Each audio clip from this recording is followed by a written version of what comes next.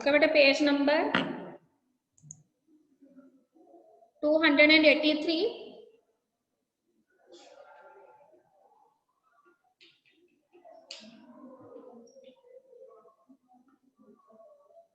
And topic is degradation by improper resource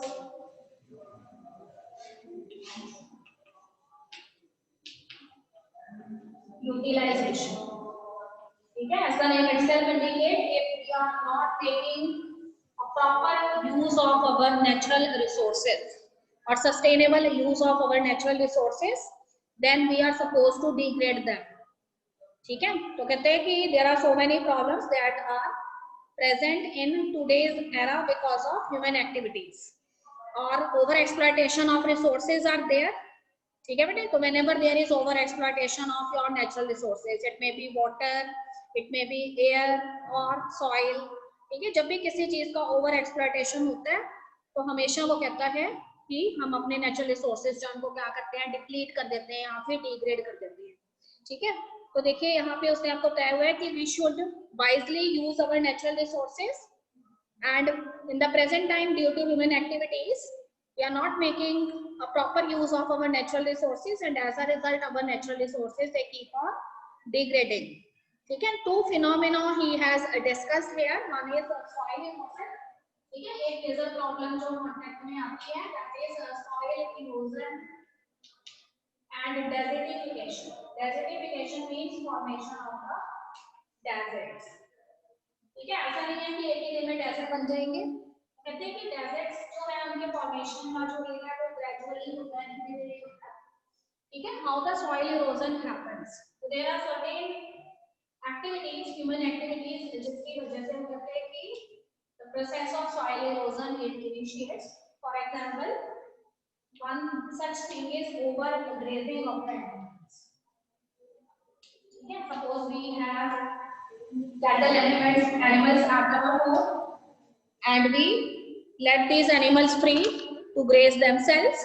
तो अगर over grazing होती रहती है सॉइल की तो after a particular period of time over grazing जो है उसकी वजह से क्या होगा, सॉइल की टॉप लेयर जो है वो नेकेड हो जाएगी बिकॉज जो भी वेजिटेशन जो है that is growing over the surface of the soil, ठीक है, that is easily removed by those grazing animals. And because the top layer of the soil it becomes naked, then over a period of time, okay, when the wind blows or when some flood comes, then the phenomena of soil erosion it keeps on enhancing. ठीक है बेटे, सारा कुछ book के अंदर दिया हुआ है, आपने साथ साथ अंडरलाइन कर लेना है. तो कहते हैं कि the development of the fertile soil it takes many years.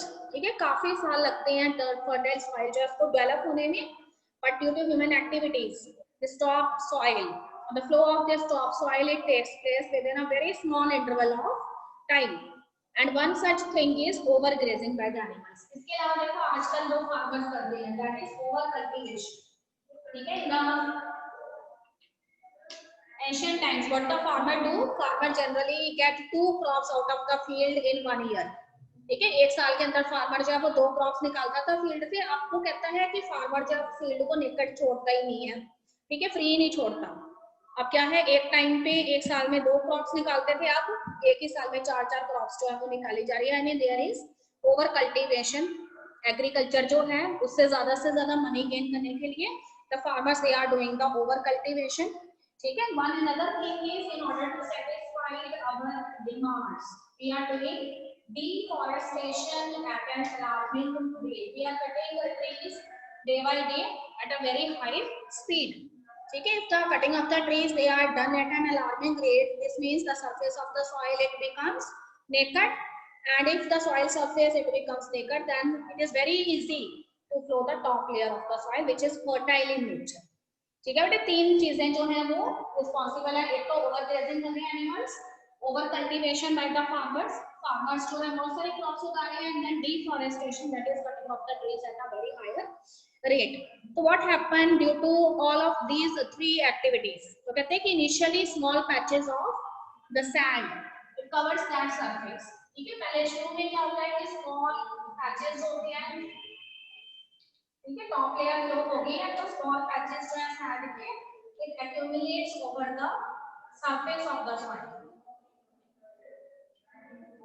Initially, these added patches they are in the form of small patches, but later on, when all the three activities that keeps on continuing, then these small patches, ये सारे small patches जो है वो क्या करने लग जाएंगे? They join together because these are actually the added patches. They are the patches of barren soil. They join together and they form the large surface. तो इस तरह से small patches जो है barren soil के जब join हो जाते हैं तो फाइनली क्या होता है, एक डेजर्ट जो है उसका फॉर्मेशन हो जाता है.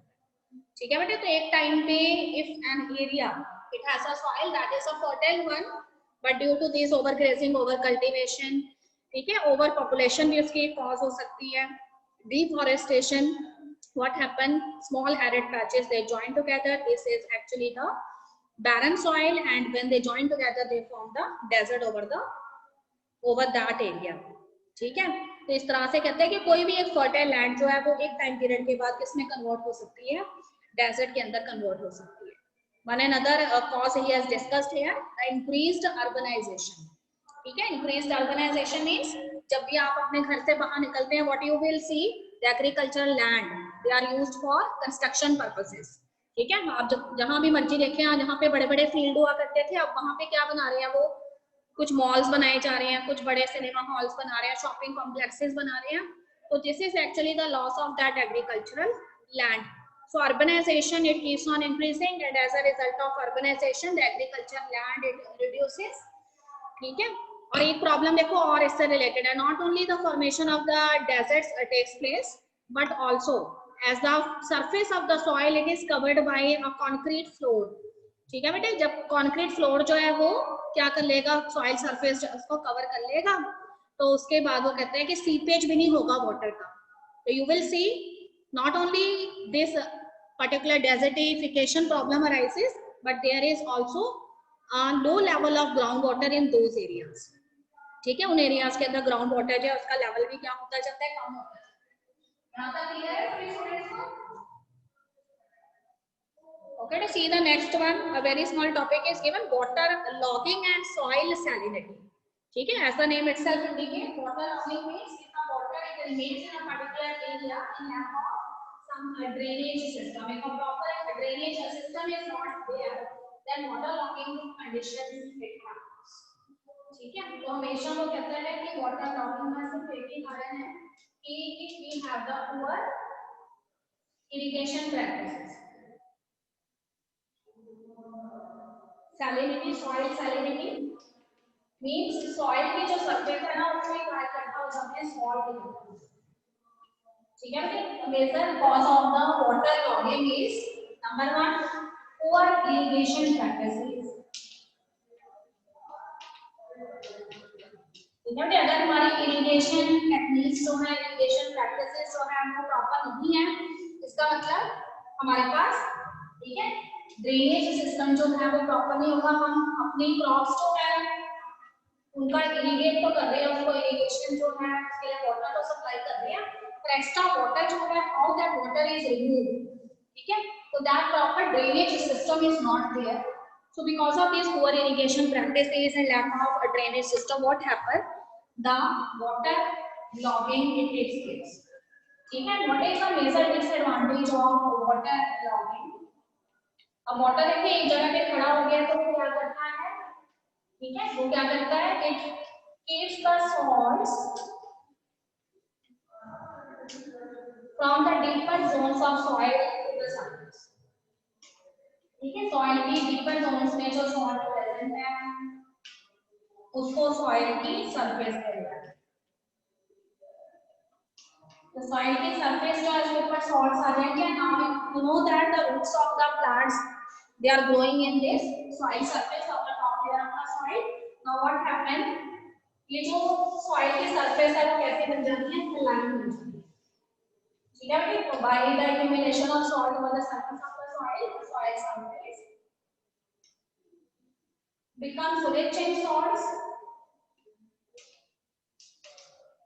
अब वो कहते हैं कि सॉइल सरफेस जो है उसके अंदर सॉल्ट की कंसंट्रेशन बढ़ गई है, तो फिर ये क्या करेंगे, ये डैमेज करने लग जाएंगे. किसको, डैमेज करने लग जाएंगे, यहाँ पे स्पॉइल करने लग जाएंगे रूट्स ऑफ दी प्लांट्स के रूट्स को डैमेज करने लग जाएंगे बाय एक्यूमुलेटिंग ओवर। ठीक है, अब देखिए ज्यादा सॉल्ट जो है उसकी वजह से प्लांट्स के अगर रूट्स जो है वो डैमेज हो जाती हैं, then the entire plant it will not give you the yield what you expected and the death of the plant issues takes place. ठीक है, डेथ हो जाती है प्लांट इश्यूज की।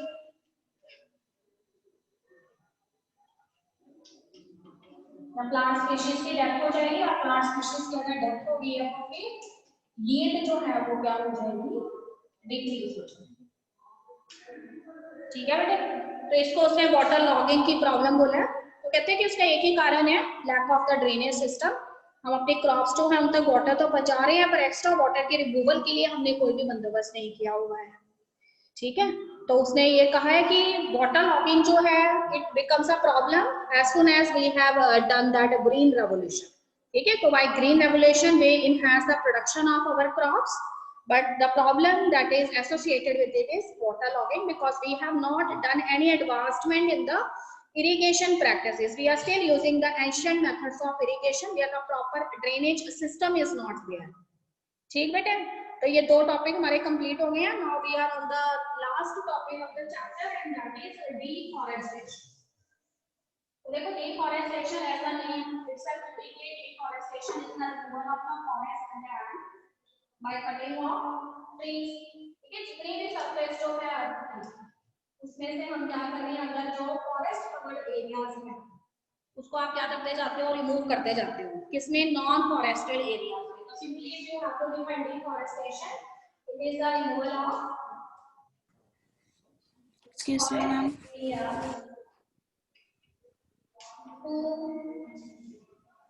Non forest areas.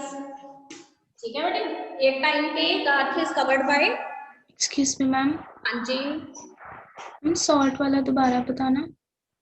सैलिनिटी वाला बेटे वाटर लॉगिंग है। Yes ma'am, okay, yes ma'am. देखिए आपको उसने ये बताया है कि when there is lack of the proper drainage system then what happen, the water didn't find any path to escape from that field.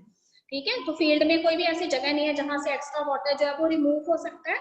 And what this extra water did, this extra water it keeps the salt that are actually present in the deeper layers of the soil, but because of accumulation of that water over that area, the salt which is present in the deeper layers they comes at the surface। ये surface पे आ जाता है और क्या करता है, soil की surface पे ना आपको एक thin crust की form में white color का salt नजर आने लग जाता है। and that salt it finally surrounds the root of the plant। plant की roots को surround करने लग जाते हैं। अब आपको पता है कि it is a kind of a abiotic stress for the plant। the plant species they are not capable to grow in a high saline soil आप कह सकते हो। तो इस केस में वो कहते हैं कि सॉल्ट उतना रिक्वायर्ड नहीं था पर उतना आ गया सरफेस पे। अब ये सॉल्ट क्या करेगा, it causes the decomposition of the roots of the plant. और अगर रूट से डैमेज होगी तो देखिए वाटर एंड मिनरल कहाँ से जाने हैं। ठीक है, वाटर एंड मिनरल अगर प्लांट्स को नहीं पहुंचेगा तो अदर मेटाबॉलिक एक्टिविटीज भी अपने आप डिस्टर्ब हो जाएंगी। तो initially there is the death of the plant tissues, but later what happened, the entire plant species it finally finish। और अगर आपके फील्ड के अंदर 100 प्लांट्स हैं उनमें से 50 प्लांट्स की भी डेथ हो जाती है हाइपरसैलाइन कंडीशंस की वजह से, this mean the yield of crop from that field it also decreases. ठीक है बेटे Dharminder? Yes ma'am. Okay, now we are taking deforestation. So deforestation is the removal of the forest area to the non-forest area. There are some data given in your book। तो कहते हैं कि earlier 40% forest, ठीक है, according to the estimation that is done by the expert, time to time world में जो biodiversity experts हैं उनके द्वारा कुछ estimates लगाए गए हैं। तो उसमें उन्होंने कहा है कि there is a variation in the data that we collected from the tropical region as well as the temperate region। तो देखो यहाँ पे 40% जो फॉरेस्ट है ना they are lost from the tropical regions. ठीक है, एक टाइम में कहता है कि काफी ज्यादा एरिया जो है it covers the tropical region of the earth, but now 40% forest they are lost from the tropical region and only 1% they lost from the temperate region. ठीक है बेटे, ट्रॉपिकल रीजन जो है उसमें ह्यूमन पॉपुलेशन ज्यादा होती है और उस वजह से वहां पे कटिंग ऑफ ट्रीज जो है वो फास्टर रेट से प्रोसीड करते हैं. But in the temperate region there is sparse distribution of the human population, so that's why the loss of the forest area from those, ठीक है, रीजंस दे आर लेस. उसके बाद देखिए what about India. तो in the, देखिए यहाँ पे India के बारे में बताया at the beginning of the 20th century. ठीक है, जब 20th सेंचुरी स्टार्ट हुई थी, then forest covered about 30% land in India. India के अंदर फॉरेस्ट कवर लैंड कितनी थी? 30% थी. But at the end of the 20th century, ठीक है, the people they have done the cutting of trees at a very high rate. Now this data get reduced to 19.4 only. ठीक है, तो जहाँ पे एक टाइम पे 30% लैंड पे फॉरेस्ट थे, आप कितने रह गए हैं? सिर्फ 19.4 रह गए हैं. तो इन सारी चीजों को ध्यान में रखते हुए, ठीक है, हमेशा जो गवर्नमेंट ऑफ इंडिया एक पॉलिसी जैसे पास करती है, तो उसी तरीके से national forest policy is pass. ये आपने याद रखना है कि कब पास हुई थी. तो 1988 के अंदर one policy is passed by the Indian government, and that is the national forest policy. ठीक है, और उसके बेसिस पे कुछ एस्टिमेशंस जो है उन्होंने कहा कि कितने प्लेन एरियाज जो है उसमें कितने फॉरेस्ट होने चाहिए, और माउंटेन या हिल्स जो है उसमें कितना एरिया जो है वो फॉरेस्ट कवर एरिया होना चाहिए. ठीक है, तो उसमें कुछ गाइडलाइंस दी गई. तो उसमें उसने बताया है कि रिकमेंडेशंस के अकॉर्डिंग 33% फॉरेस्ट कवर जो है वो प्लेन्स में होना चाहिए, otherwise there is a huge biodiversity loss. ठीक है, तो 33% forest cover for the plains and 67% for hills. ठीक है, ये डेटा आपने याद रखना है, ऐसे नहीं है. तो 33% फॉरेस्ट कवर किसके लिए बताया गया? प्लेन्स के लिए. अगर इतना है प्लेन्स के अंदर तो इसका मतलब सब कुछ ठीक है. एंड 67 फॉरेस्ट कवर जो है वो किसके लिए कंसीडर किया गया? हिल्स के लिए, यहाँ पे माउंटेन कवर एरिया. ठीक है, तो एग्जैक्ट डेटा जो है वो ये शो करते हैं कि इतना एरिया कवर नहीं है. ठीक है, this means that deforestation is still continuing at an alarming rate. अब वो कहते हैं कि how does this deforestation occur. Deforestation होता कैसे है? So one of the cause of the deforestation, if we are discussing the causes of this deforestation, तो देखिए सिंपली अगर हम बात करेंगे तो causes के अंदर human greed जो है वो इसका एक important कारण है. ठीक है, greedy nature of the humans to satisfy the basic necessities of their life. ठीक है, तो उसमें से वो कहते हैं कि in the north eastern part of India, in the northern eastern part of India,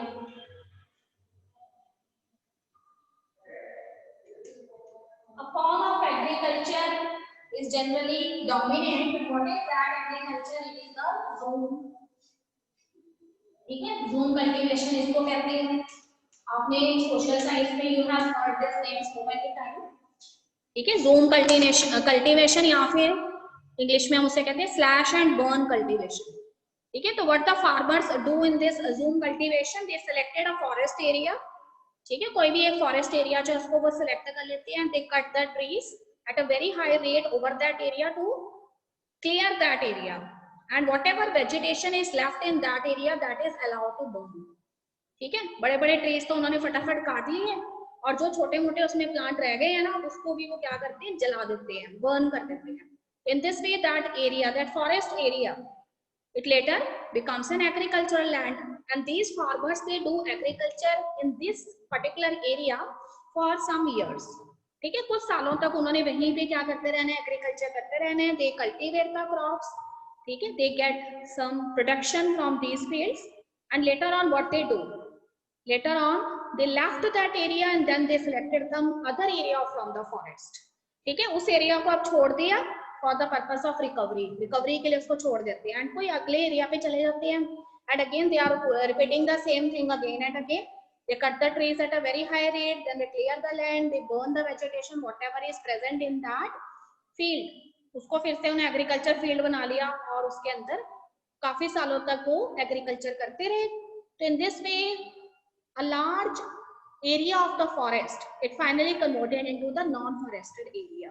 ठीक है, but in the ancient times what the farmer did, they left that area for recovery for several years. कई सालों के लिए इसको छोड़ देते थे, and recovery will also happen. recovery भी हो जाती थी because population is less.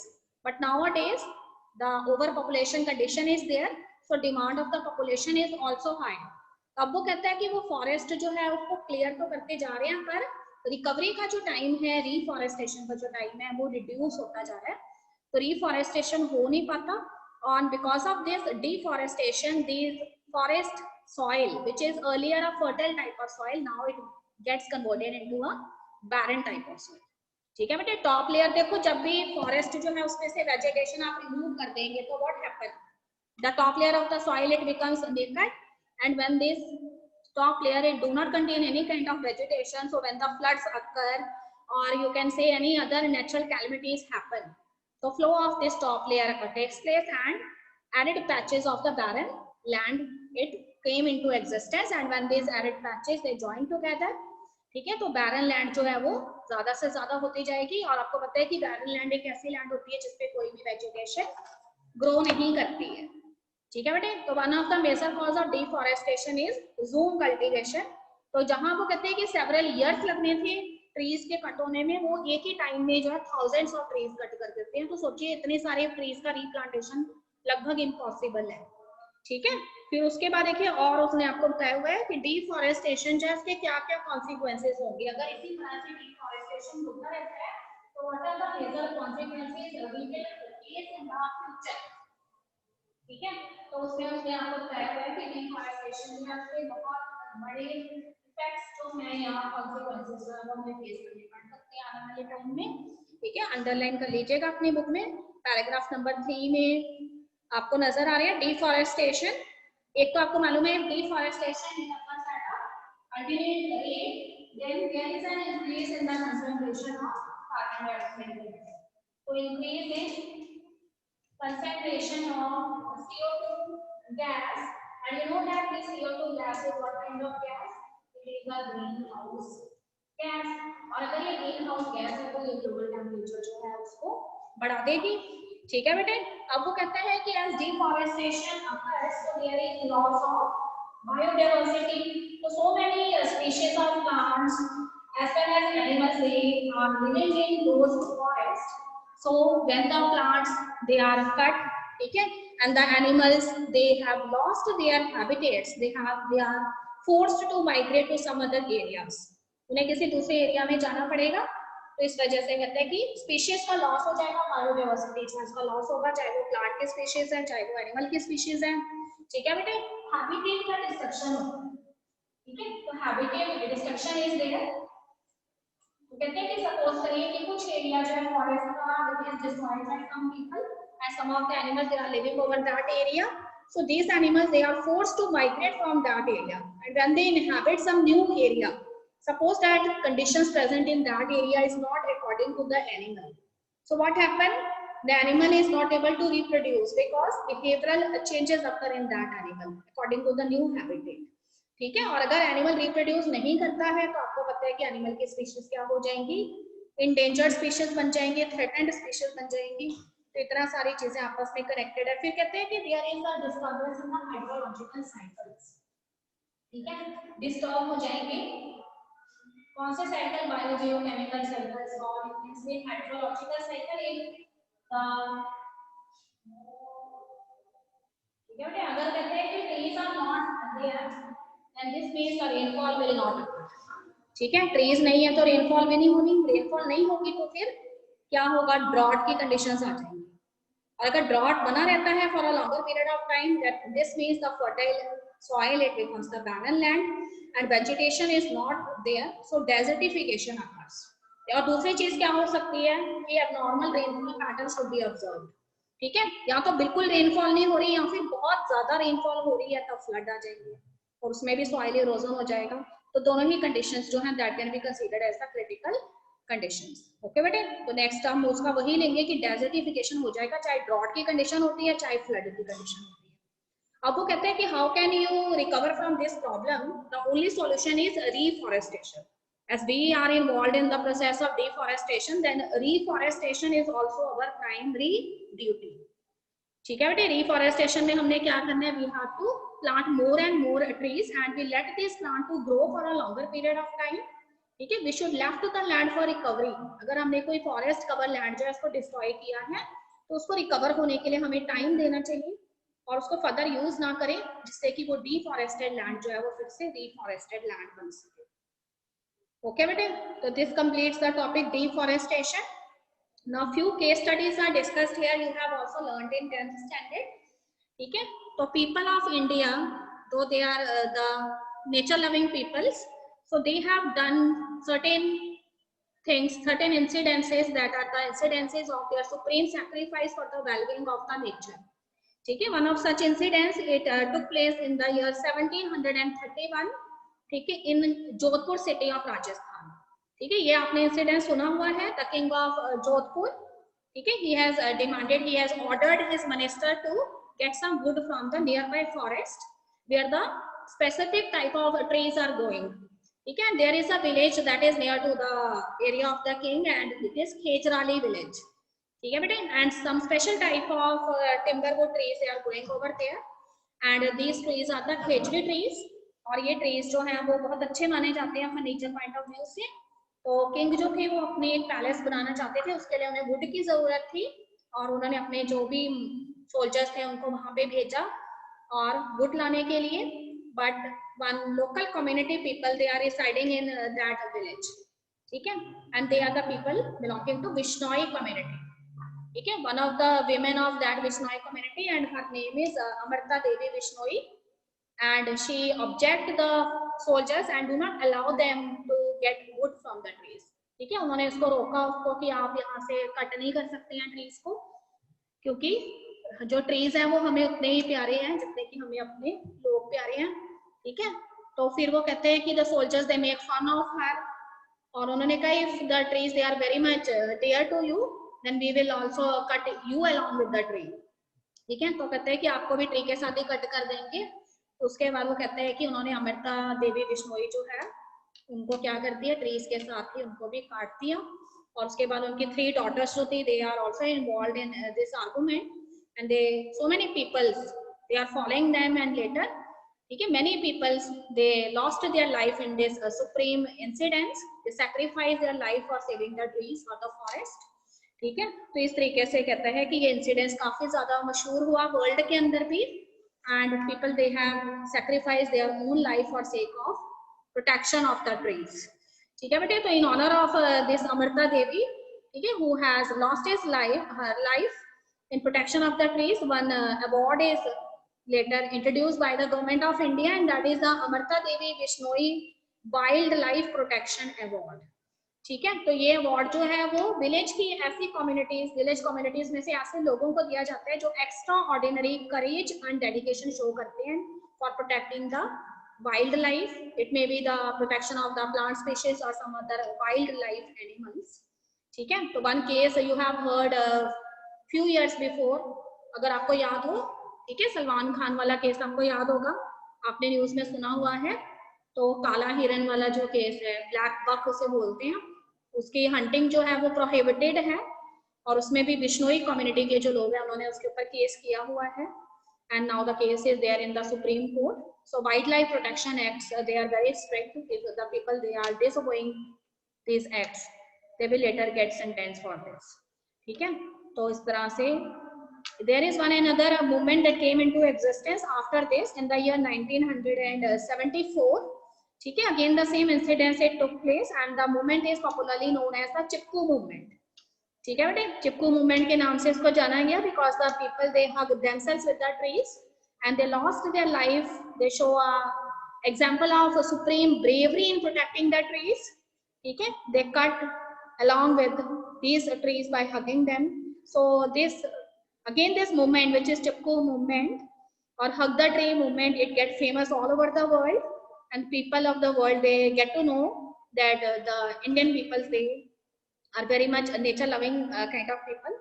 ठीक है बेटे, उसके बाद लास्ट पैराग्राफ में एक चीज उन्होंने बताई हुई है कि earlier what the government of India think that if we want to protect our forest, if we want to conserve our forest or wildlife, then we should not allow the local communities to enter in this forest. ठीक है, you have heard the same incidents, you have learned the same incidents in class 10th that is known as joint forest management. ठीक है बेटे, उसमें उन्होंने ये बताया था कि वेस्ट बंगाल के अंदर sal forest are there where the sal trees are growing, ठीक है, these sal trees are very much demanding for furniture and other wood related industries. तो उन्होंने क्या किया, what the government of India did, they make strict rules and they do not allow the local communities which are earlier living in these forests from so many years, ठीक है, काफी सालों से वो उन फॉरेस्ट के अंदर रह रही थी, उन्होंने क्या किया, उनको वहां से भगा दिया लोगों को, और उनको बोला कि आप ना तो यहाँ पे किसी तरह की कोई हंटिंग कर सकते हैं, even you can not satisfy your small demands what you get earlier from the forest, ठीक है। तो उसकी वजह से क्या हुआ कि सॉल फॉरेस्ट जो है उनकी रिकवरी जो है वो पॉसिबल नहीं हो पाई, because the local communities they are living in this forest from thousands of years and these forests are actually the birthplace of these tribal peoples, and these tribal peoples they know the indigenous techniques for the recovery of the forest, ठीक है बेटे।